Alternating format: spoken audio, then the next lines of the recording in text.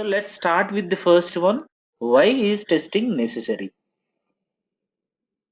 So nowadays testing is very necessary for the clients, because if there is any mistakes or problems in the software application, obviously that will create a lot of problems at the end user place. So in order to avoid that instance, first of all, in the development environment, developer has to code the respective functionality in a decent manner without having any mistake. After he deploys the code into the testing environment, tester will receive the application. After he receives that application, he has to thoroughly verify the application to ensure that there are no major mistakes, or else there is no major risk in the application, and which will not be producing any kind of major fault. That the way we'll get the confidence and we release the product or project into the market. Thereafter, the end user can exercise this application in a right manner. Anytime if the end user will feel that this application is not working fine according to his requirement, according to his expectation, that time he feels that this application is failed. So he will just leave off using that application and he will never try to log in back and use the application. That the way. So if you think, if there is no hits for the application by the end user, obviously no one will use the application, and that the way application will not be producing any kind of revenues. So we can look at the huge revenue losses. So that is the reason, one of the primary reasons to do testing is just to keep safe point of the economical conditions, then our operational conditions, at the same time to satisfy the end user. So now you look at here, they are talking about a few different parameters. So based on those points, we can understand why testing is very necessary. The first point is because software is likely to have faults.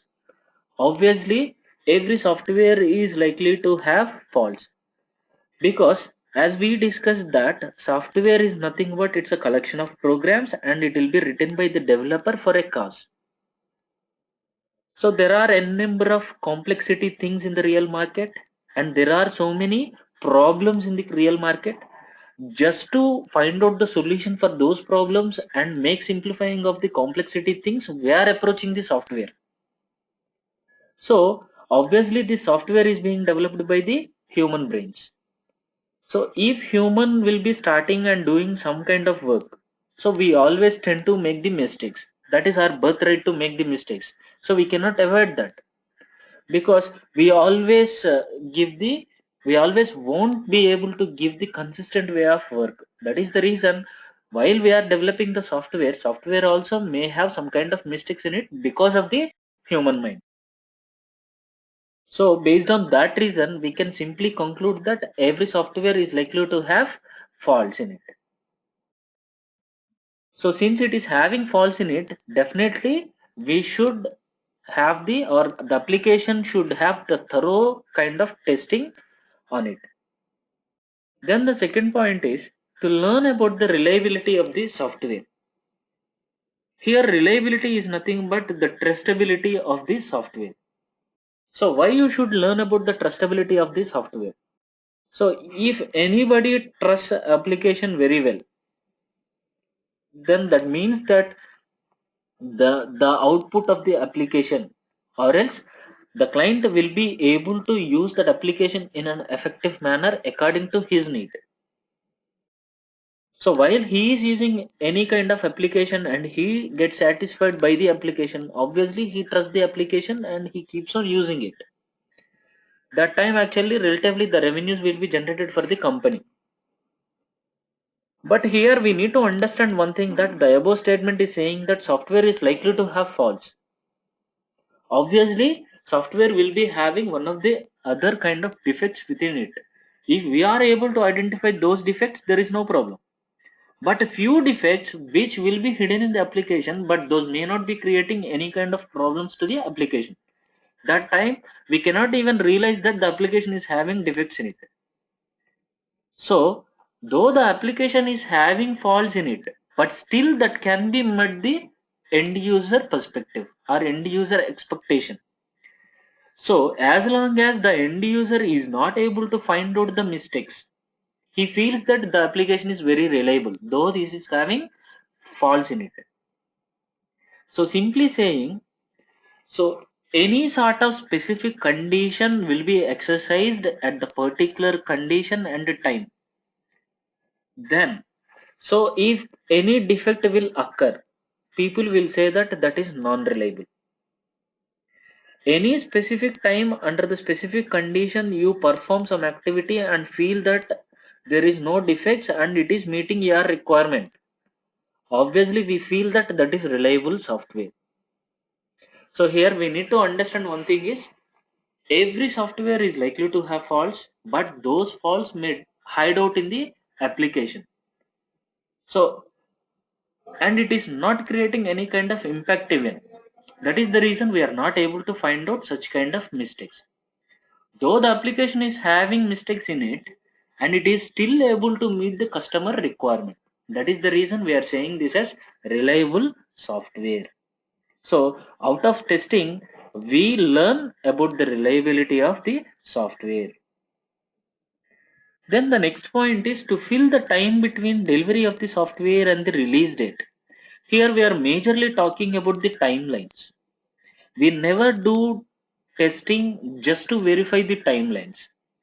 So timelines just will be set only because of effectively manage the things. It doesn't mean that by using timelines we do very good testing, right? So testing will not be done just to justify this point. That is the reason that is false statement. To prove that the software has no faults, yes, you can perform the testing to reduce down the number of defects. Testing will be helpful to minimize the number of defects in the software. That doesn't mean that the software will not be having no errors in it. If you say there are no errors in it, that means that there are zero errors. It won't be possible because the first statement is justifying that software is likely to have faults. You never be able to prove that the software has no faults. So that is the reason it is false statement. The next statement is because testing is included in the project plan. So only because the testing is required and we have to do testing in so and so document, so you won't do the testing, because there are primary so many reasons to perform testing on the application. That is the reason we are performing, not to because of include this testing in the project plan. We are not at all testing the project or application. The next point is because failures can be very expensive. Yes, this is true. Failures can always be very expensive. Failure is nothing but if any application will be released to the market for the end user purpose, after the end user is using this application and if he finds out any deviation from his expectation, that time we can say that as the application is failed. So you just now imagine that. For an example, you just take the share market application. So now some new features added into the share application and it is released to the market, while the end user is just working on the buying and selling of the any shares. At that time actually the application crashed or some functionality deviation happened.